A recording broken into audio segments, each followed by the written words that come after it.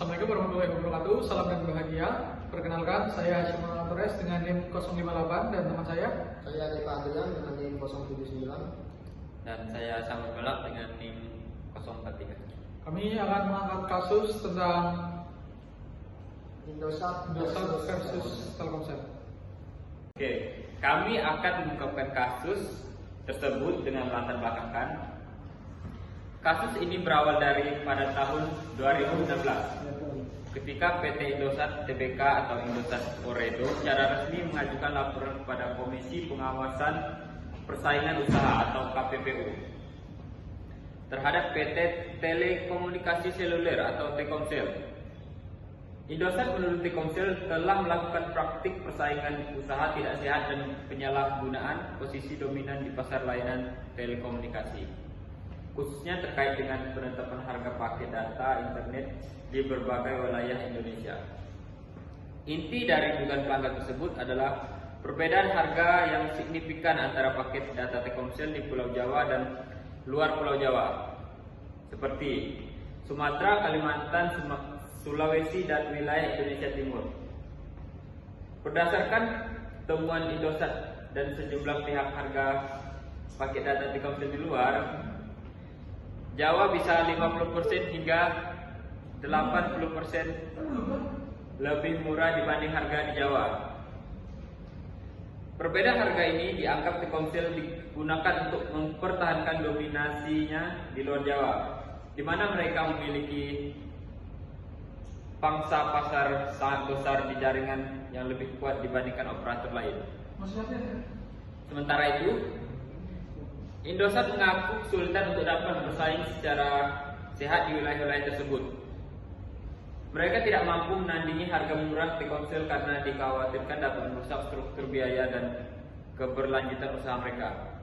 Akibatnya, Indosat menduga bahwa kebijakan harga Telkomsel di luar Jawa bukan semata-mata strategi bisnis wajar, melainkan bentuk praktik predatory pricing atau penetapan harga sangat rendah dengan tujuan mematikan pesaing di pasar longgar. Kasus ini menjadi sorotan karena menyangkut dua operator telekomunikasi terbesar di Indonesia dan berdampak pada jutaan konsumen di berbagai wilayah.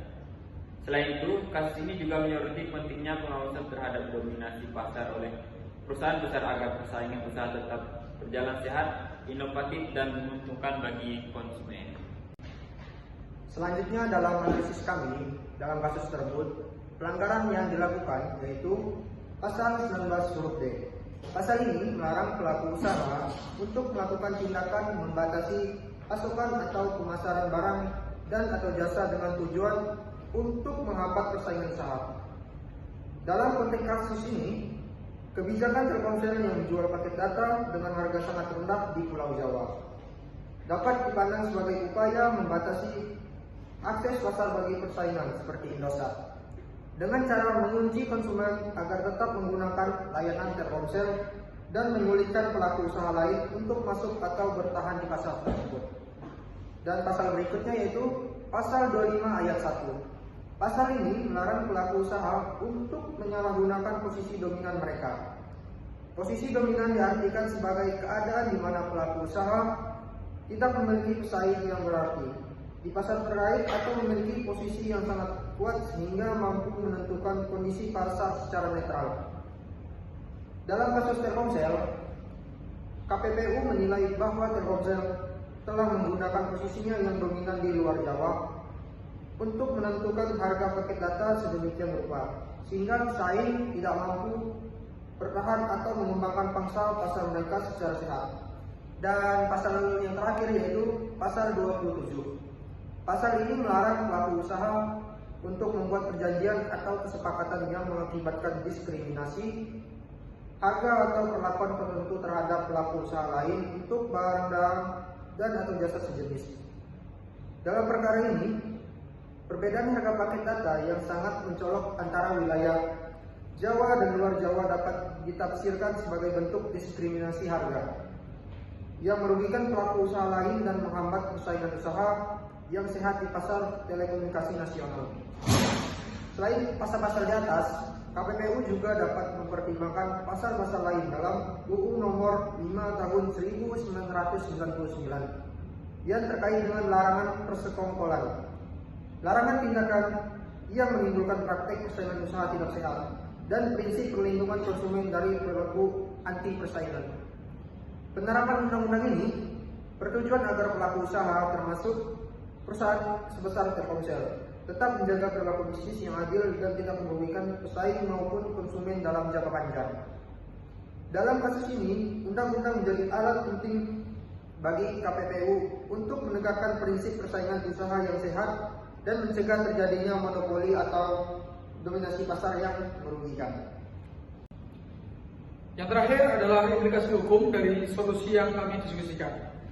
Solusi hukum yang diterapkan dalam kasus ini yakni pemberian denda administratif dan perintah untuk memperbaiki kebijakan harga, memiliki implikasi penting dalam dunia usaha, antara lain memberikan efek jera bagi pelaku usaha besar agar tidak lagi menggunakan kekuatan pasar mereka secara sewenang-wenang, mendorong terciptanya persaingan usaha yang lebih adil sehingga operator lain dapat berkembang dan bersaing berdasarkan kualitas dan inovasi, bukan sekedar perang harga yang tidak sehat, melindungi konsumen dalam jangka panjang agar tetap mendapatkan layanan yang berkualitas dengan harga yang wajar dari berbagai operator sehingga pilihan konsumen tetap beragam. Memperkuat peran KPPU sebagai pengawas dominasi pasar, putusan ini menunjukkan bahwa KPPU memiliki peran strategis dalam mengawasi dan menindak praktik-praktik persaingan usaha tidak sehat, termasuk penyalahgunaan posisi dominan oleh perusahaan besar. Keberhasilan KPPU dalam menangani kasus ini memperkuat posisi lembaga tersebut sebagai otoritas yang mampu menjaga keseimbangan pasar, serta menegakkan prinsip keadilan dan persaingan sehat di berbagai sektor usaha. Ini juga menegaskan bahwa pengawasan terhadap dominasi pasar bukan hanya tugas simbolik, tetapi diiringi dengan langkah penegakan hukum yang nyata.